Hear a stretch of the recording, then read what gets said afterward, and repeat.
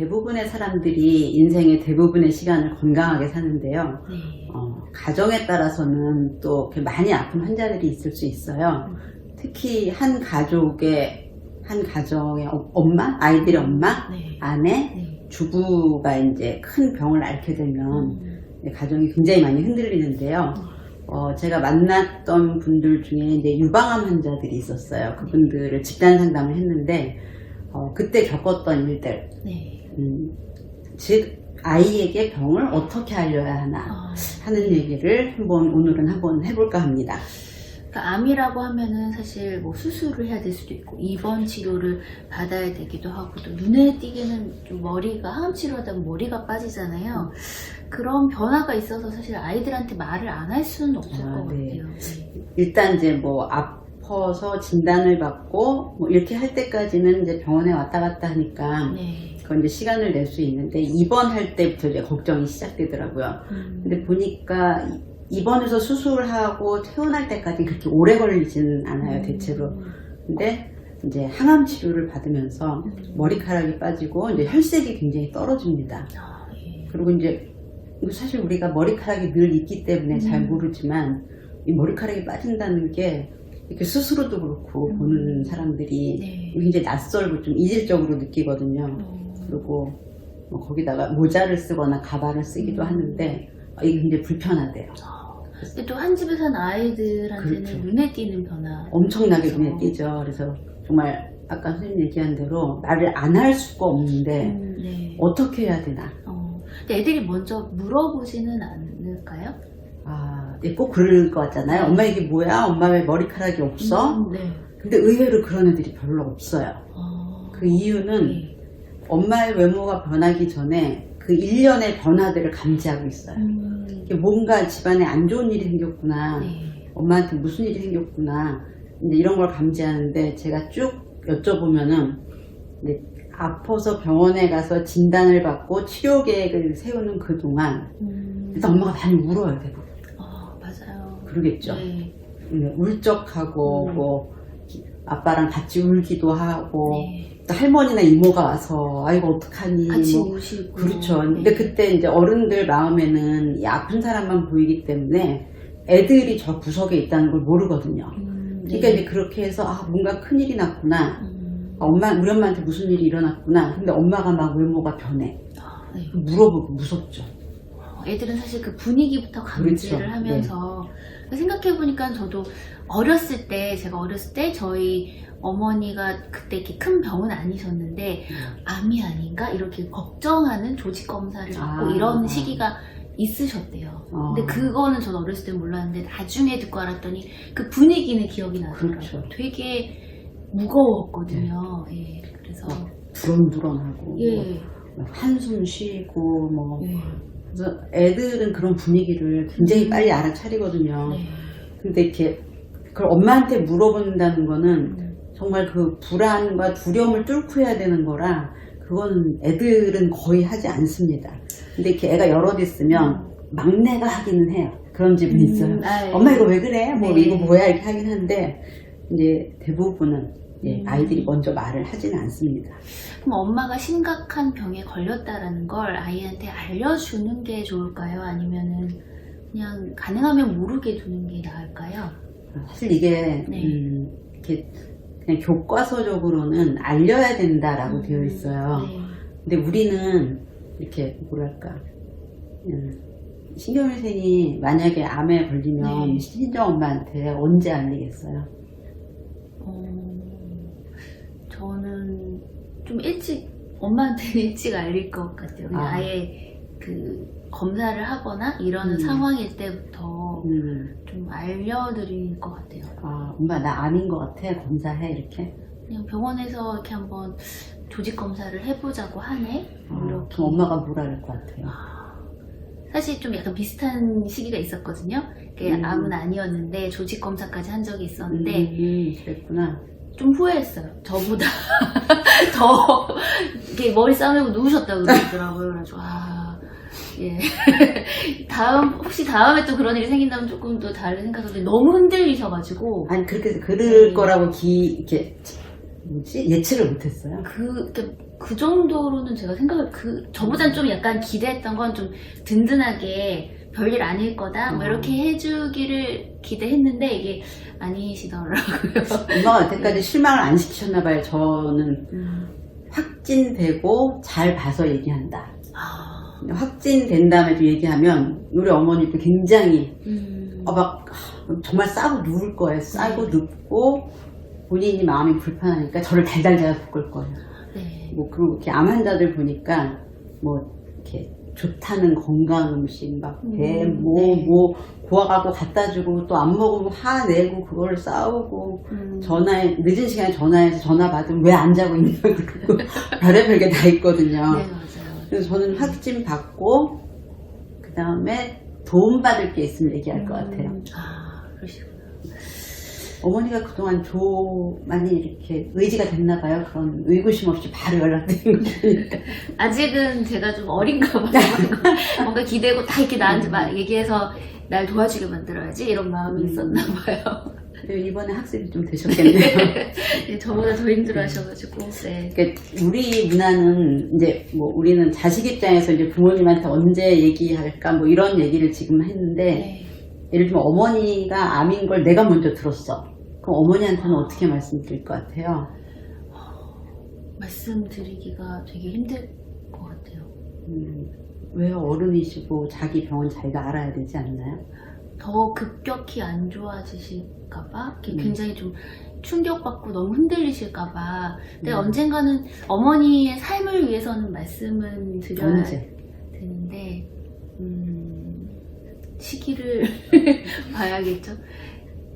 길진 않지만 제가 너무 충격을 받아서 제가 좀 추스린 다음에 이제 어머님이 흔들리시면 제가 이제 어머니를 좀 잘 붙잡아줄 정신이 됐다, 제가 그렇게 돼 있다 라는 판단이 들면은 그때 말씀드리지 않을까 싶어요. 제 지인이 그랬다가 돌아가실 때까지 얘기를 근데 문제는 이렇게 점점 이제 인지기능과 의식이 떨어지는 그런 병인데 의식이 있고 인지기능이 되면 충격받으실까봐 말을 못하고 이렇게 말을 안 하는 가운데 그게 안 좋아지셔서 이렇게 유언도 제대로 못 들었다고. 그래서 그때 굉장히 이제 고민을 많이 하는 걸 제가 옆에서 봤거든요. 네. 그래서 원칙은 알린다는데 문화적으로 이제 되게 민감한 부분이 있어요. 그러니까 뭔가 안 좋은 걸 알리는 게 민폐가 된다? 뭐 이런 문화적 뉘앙스가 있어요. 그리고 걱정시킨다. 그러니까 아픈 건 내가 아픈데 얘기를 해봤자 상대를 걱정시키는 것 때문에 가능한 좀 늦게 아니면 경미하게. 그럼 또 남편이 암이면 언제 말해줬으면 좋겠어요? 빨리 말해줬으면 좋겠어요. 왜요? 남편이 그러니까 암이라는 걸 본인이 알았을 때 제가 얼른 같이 해야 되지 않을까요? 그런 생각이 드는데요. 네. 친정엄마보다 남편을 덜 아껴서 그러나요? 약간 친정 어머님은 그런 걱정이 있는 것 같아요. 이렇게 많이 흔들리실 거다, 이런 성격상? 예, 그런 걱정이 있는 것 같아요. 그럼 신경 쓰기 별로 안 흔들려요? 저도 남편에 비해서는 저도 흔들리는 편인데 친정어머니에 비해서는 별로 안 흔들린다, 뭐 이런 그 상대에 따라 있네요. 네. 저희 시어머니도 이제 최근에 돌아가셨는데 이렇게 암이 있었어요. 돌아가실 때까지 형제들이 다 합의하에 이제 말씀을 안 드렸어요. 근데 이제 남편은 말씀드리자는데 동의를 했거든요. 그래서 저한테 무슨 일 있으면 당장 얘기하라고 나한테. 그래서 왜 얘기를 안 할 거라고 생각해? 뭐 얘기하는 거죠. 근데 이제 어쨌든 뭐 저도 그렇고 신규현 선생님도 그렇고 중요한 문제가 생기면 빨리 가족하고 공유한다 이런 생각이 있는데 이제 아이들은 좀 다르게 느끼게 되죠. 이 아이들한테는 정말 애가 어리면 어린 대로 또 크면 큰 대로 굉장히 이제 고민들을 많이 하시더라고요. 근데 저는 이제 기본적으로 알리는 게 원칙이라고 생각합니다. 근데 제 아이들은 이제 초등학생 정도 어린데 그러면 만약에 제가 암에 걸렸다면 어떻게 얘기를 해줘야 될까요? 예, 제가 이제 다른 병은 아직 그렇게 많이 만나보진 않았는데, 이제 엄마들이 이렇게 생각해요. 얘들아, 엄마가 암이야. 이런 장면을 상상하세요. 자, 근데 그 말을 내가 어떻게 해? 이러거든요. 자, 근데 엄마가 암에 걸렸어. 이런 말을 하기 되게 어려운 건 그 암이라는 단어. 아, 예. 예, 우리 암 하면 어떻게 생각해요? 굉장히 어둡고 그렇죠. 무겁고 예. 무섭고 그런 그렇죠. 느낌. 치료되지 않고 네. 뭐 고통스럽고. 예. 그래서 이렇게 엄마가 암이야. 저한테 이제 자주 물어보세요. 엄마가 암에 걸렸어? 이렇게 얘기를 해야 되네요. 그래서 왜 꼭 그렇게 얘기를 해요? 아니, 암에 걸렸으니까. 그래서 그러니까 암이라는 건 이를테면 암이라는 단어에 우리가 느끼는 감정이잖아요. 네, 네. 근데 막 암벽 등반 이러면 암에 아무렇지도 않잖아요. 그렇죠? 그래서 굳이 딱 그러니까 그럼 애들이 암이라는 말에 이제 충격을 받을 것 같냐 했더니 아니 걔네들도 뭐 매스컴에서 다 보지 않네요. 그래서 그건 우리 때 정서인 것 같아요. 암이라는 병이 있대. 너무너무 무섭대. 사람들이 죽기 전에 3분의 1은 걸린대. 뭐 약도 없대. 뭐 그거 하면 머리카락 다 빠진데 되게 무시무시한 질병으로. 초창기 특히 또 이렇게 잘 이제 치료 방법이 그렇죠. 개발되지 네. 않았을 땐 정말 무서운 존재. 정말 무서운 거죠. 전 지금도 무섭긴 한데 어쨌든 근데 엄마가 느끼는 정서랑 애들이 느끼는 정서가 시대가 바뀌었는데 이제 걔네들이 이제 그럴 거라고 생각하는 게 하나 있어서 굳이 암이라고 얘기를 하실 필요가 없다고. 그럼 뭐라 그러냐고. 네. 뭐 혹? 혹도 맞는 표현. 덩어리? 예. 예. 그 다음에 뭐 중국에서는 캔서? 네. 암, 혹, 덩어리, 캔서.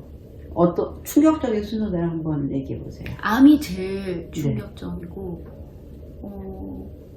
혹이 그 다음이고요. 덩어리는 조금, 근데 캔서는 이제 영어로 아니까, 예, 캔서랑 혹이랑은 좀 비슷하게 느껴지고, 그냥 덩어리는 뭔가 그냥, 예. 별거 아닌 좀 거. 약간 예. 더러운 느낌이 무섭다기보다는 여기 뭐 좀 더러운 게 들었어. 그런 느낌.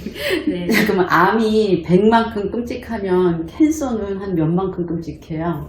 캔서는 한 5, 60 정도 되는 것 같아요.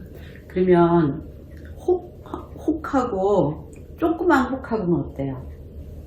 조그만 혹하고 그냥 혹은 또 느낌이 다르죠. 확실하네요. 예. 네. 그래서 애들한테 맞게 단어를 바꿔 써주면 되죠. 네. 그래서 제가 그냥 여기 혹이 생겼어 이렇게 하니까 어머니들이 거짓말 아닌가요? 이러더라고요. 거짓말은 아닌데요. 혹이잖아.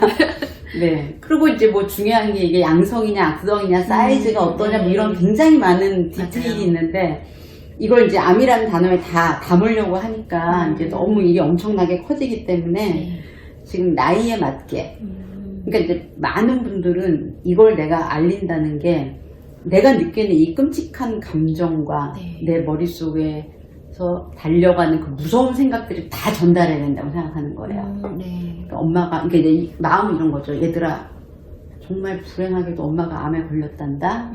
엄마는 너희들을 두고 일찍 죽을 거야. 너는 엄마 없이 어떻게 사니? 그리고 어떤 어머니는 초등학교 3학년한테 밥 짓는 걸 가르쳤어요. 엄마가 없으면 밥 해먹어. 네.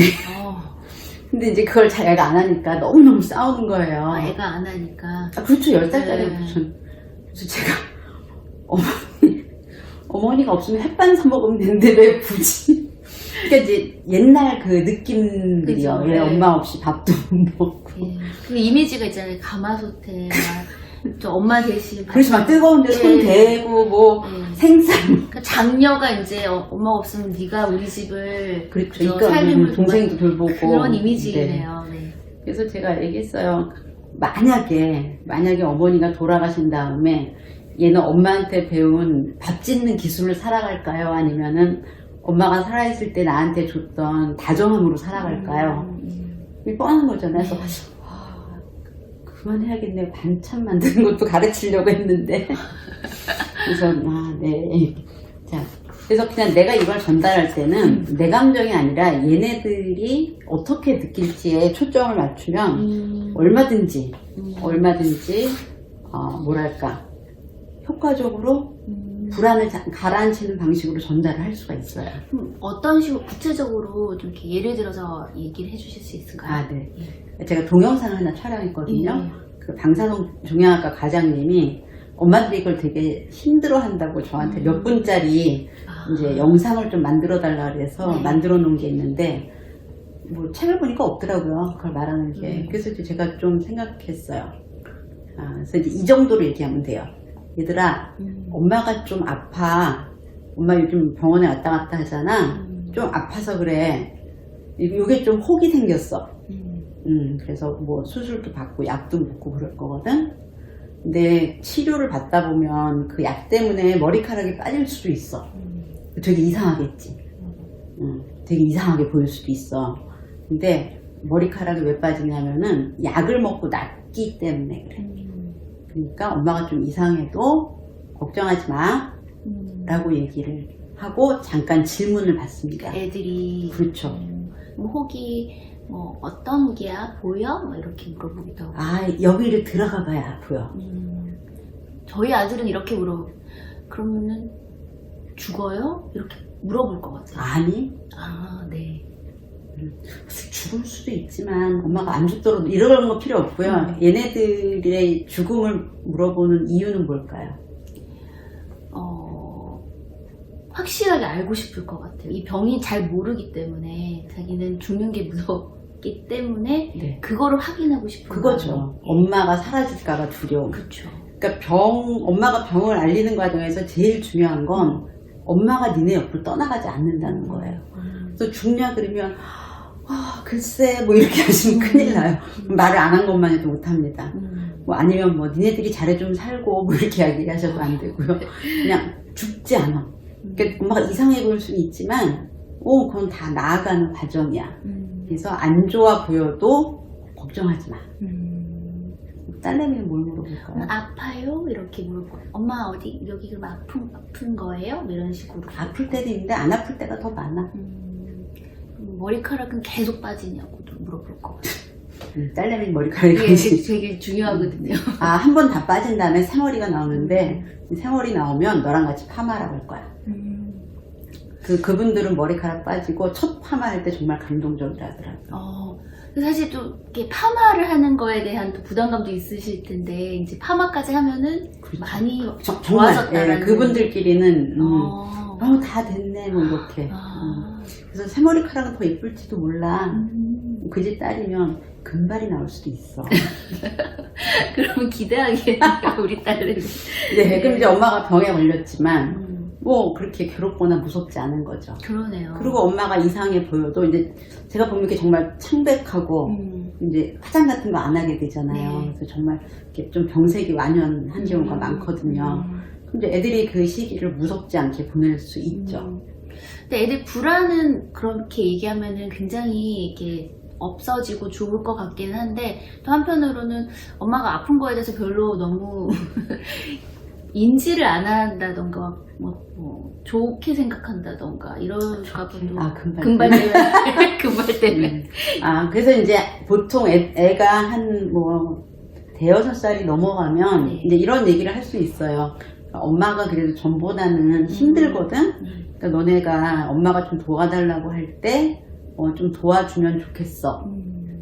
예, 그렇게 얘기를 해 두시면 이틀은 애들이 친절해집니다. 그죠. 계속은 기대하기는 어렵죠. 남편도 안 그러잖아요. 그죠. 아니, 친정엄마 먼저 싸고 누우시잖아요. 그래서 이렇게 이야기하는 과정에서 그럼 가장 핵심으로 중요하게 생각을 해야 될 부분이 그럼 뭐라고 하실까요? 엄마가 좀 이상하게 보이고 아파 보일 수도 있지만 엄마는 항상 있고 병원 나을 거야. 그렇게.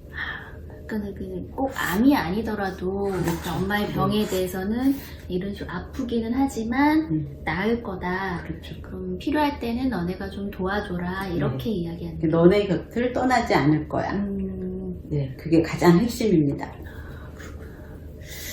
그러면은 그 애들은 뭐 이렇게 이전처럼 처음엔 좀 많이 도와주지만 이전으로 돌아간다면 그래도 좀 나이가 좀 든 초등학생이나 좀 고학년이나 중학생 정도 되면은 조금 더 반응이 다르지 않을까요? 이 제가 이제 그 유방암 환자분들 부모 네. 교육을 하는데 너무너무 그 부분이 많이 부딪혀요. 실제로 아프잖아요. 네. 그리고 내가 이렇게 머리도 빠지고 이렇게 됐으니까 남편도 애도 내가 얼마나 아픈지 알 거라고 생각해요. 근데 그들이 보는 거는 이렇게 나의 외모지 아픈 거를 느낄 수는 없거든요. 그러니까 내가 이렇게 너무 힘들게 이걸 할 때 아, 내가 이렇게 아프니까 남편이 와서 설거지를 대신 해주겠지 라고 하는데 안 해요. 네. 그러면 이제 막 그러네요. 그리고 딸도 야 엄마 힘든데 너 방 좀 치워. 근데 아 알았어 이렇게 하면 내가 이렇게 힘들어 어떻게 저럴 수가 있지? 그 다음에 뭐 엄마가 뭐 이게 저녁 못 챙겨주니까 네가 알아서 챙겨 먹고 학원 가. 근데 굶고 가. 그 뭐 내가 언제까지 네 치다거리를 해야 되냐, 뭐 내가 네 하녀냐, 뭐 너는 뭐 내가 엄마가 아파도 아무 아랑곳 없냐, 뭐 막 이런 굉장히 맞아요. 그 분노와 원망, 네. 막 억울함, 서러움. 그리고 뭐 마지막에는 내가 헛살았어, 뭐 이렇게까지 살 필요 없었는데 막 이런 미움이 어마어마하게 커져요. 그럴 것 같아요. 예. 네. 저도 이제 잠깐 아파도 남편이 애들 밥 안 챙겨주고 이러고 있으면 정말 그렇죠. 화가 나더라고요. 근데 이제 잠깐 아파도 그런데 쭉 아프면 네. 예, 그게 정말 그 마음이 안 다스려져서 또 2차적인 괴로움을 겪는 경우가 많고요.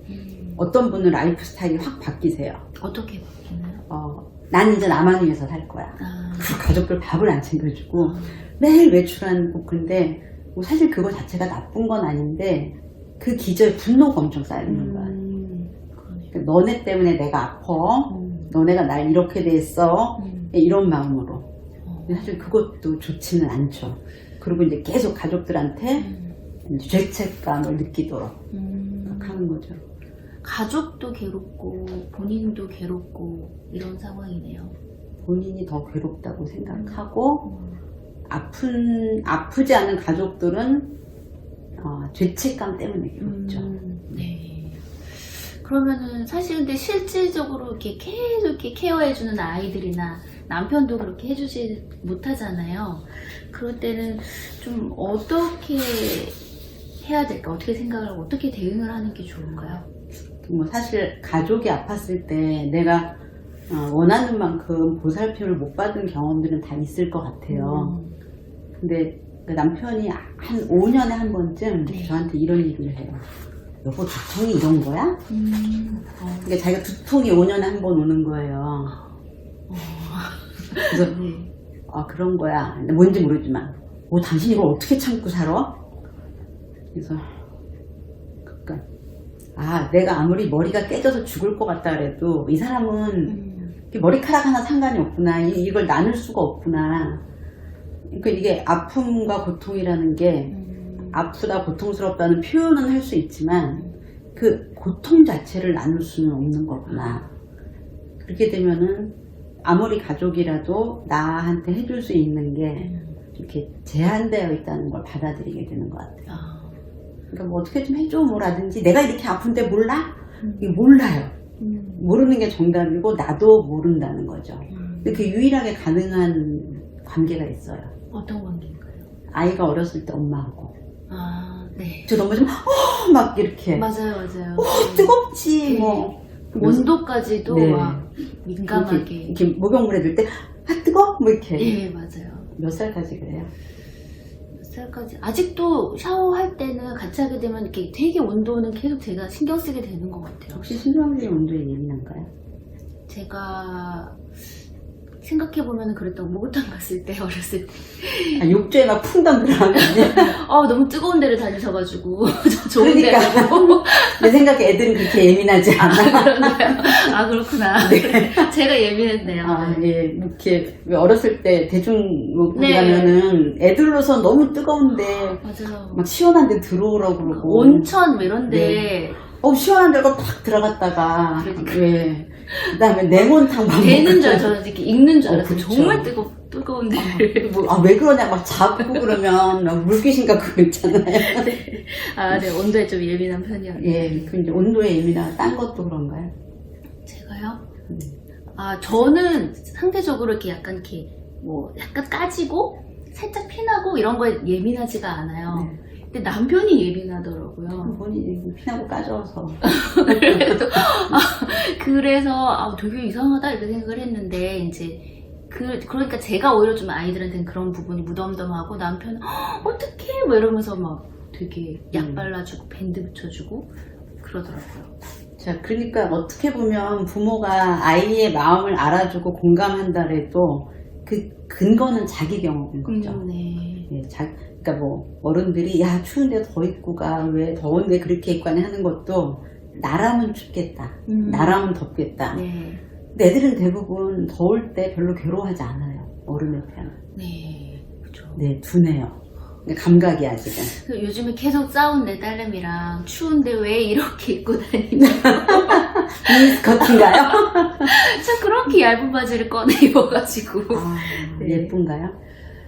옷이 별로 없기도 하고 모르겠 마음에 드는 옷이 없는 것 같아요. 색깔이요 뭐. 약간 청바지 이런 걸 입고 싶어 하는데 지금은 약간 기모 바지를 입어야 되는 시기인데 제 기준에서는. 근데 털 있는 걸 안 입으려고 하더라고요. 뚱뚱해 보여요. 그럴 수도 그럴 수도 있어. 그러면 이렇게 긴 패딩을 입혀주면 될 것 같아요. 네. 아 근데 왜 그거 입냐고 하면 걔가 성인이 될 때까지 그걸로 싸워요. 아, 네. 그냥 이렇게 추우면 나는 추운 건 나한테 고통스러워. 하지만 쟤는 추운 게 고통스럽지 않을 수 있어. 그럼 걔는 뭐가 고통스러워? 이렇게 태가 안 날 때, 옷태가 안 날 때. 좀 괴로운 것 같아요, 맞아요. 예, 내복 안 입잖아요, 우리 젊었을 때는. 예. 입었나요? 저는 안 입었고, 근데 지금 큰 애는 주는 대로 입어서 내복도 입고 다니고 그러는데 신경 안 쓰면 둘째는 절대 내복을 안 입어요. 네. 네. 이게 뭘 안 해? 안 해요. 저는 중학교 때 그 검은 스타킹 안에 내복 넣고 그 위로 양말을 신었어요. 정말요? 그때는 보통 학생들은 그렇게 했고요. 멋부리는 애들은 내복을 안, 진짜 지금 생각하면 참 미개한 시대인데. 저희 때는 아예 스타킹을 안 신었어요, 겨울에도. 른다리? 멋부리는 애들, 진짜 그랬어요. 멋부리는 애들은 스타킹도 안 신었어요. 동상 걸리지 않나? 그러니까 저는 신고는 다녔는데 그런 애들도 있었어요. 딸내미 나중에 안 신고 다니면 아, 어떡하려고. 생각만 해도. 살이 찢어지는 거 같죠? 네. 네. 그래서 이 고통이라는 게 가족이 고통스러울 때 도와줄 수는 있지만 네. 고통 자체를 같이 하는 건 그건 참 어려운 것 같아요. 그래서 이렇게 이런 점을 계속 좀 마음으로부터 내려놔야 되지 않나 이런 생각을 많이 했어요. 그분들을 보면서. 그러니까 내가 느끼는 걸 똑같이 느낄 수 없다라는 걸 받아들여야 되겠다라는 말씀이시죠. 그래서 그냥 병은 의사한테 고쳐달라 그러고요. 네. 그 다음에 이제 현실적인 문제가 있어요. 그 집안일을 하거나 뭐 이러는 게 힘들잖아요. 네. 그러면 남편한테 딱딱딱딱 이거 해달라고 하고 그 다음에 애들은 이렇게 기존에 해주던 걸 다 해주려고 하니까 되게 힘들어 하시더라고요. 그러니까 그걸 좀 줄이고 뭐 이러이러해서 엄마가 이렇게 해서 그래 라고 해서 지금 이렇게 사실은 내가 아프기도 하고 여태까지 해왔던 걸 다 하려고 하니까 더 화가 날 수 있거든요. 그래서 최대한 자기를 케어하는 방향으로 삶을 좀 수정하고 그리고 아이들은 불안하지 않게 만들어주고 그냥 약간 걔네들이 내가 돌봤을 때보다 조금 뭐라 그래야 되나 촘촘한 보살핌이 떨어져도 이거는 아픈 기간이니까 네 그때는 뭐 할 수 없다 이런 마음으로 살아가시는 게 필요할 것 같아요. 네. 저희가 이렇게 말씀드리지만 실제로 그런 그 큰 병을 앓고 있는 분이시면 본인이 너무 두렵기 때문에 그렇죠. 이렇게 마음 다스리시는 건 어려울 테지만 정말 오늘 현실적인 조언을 해주신 것 같아요. 아이들에게 너무 이렇게 불안을 유발하는 방식으로 말씀하시는 게 아니라 그냥 있는 그대로 담백하고 솔직하게 말씀해 주시고 도움이 필요한 부분은 또 편안하게 도움을 요청하면서 본인이 조금 치료에 좋은 방향으로 삶을 꾸려가시는 게 현명하겠다 이렇게 말씀해 주신 것 정리 같습니다. 잘해주셨고요. 네. 신영애 쌤은 친정 부모님께는 좀 천천히 말씀드리는 네, 걸로. 네, 네, 여기서 마치겠습니다. 감사합니다. 감사합니다.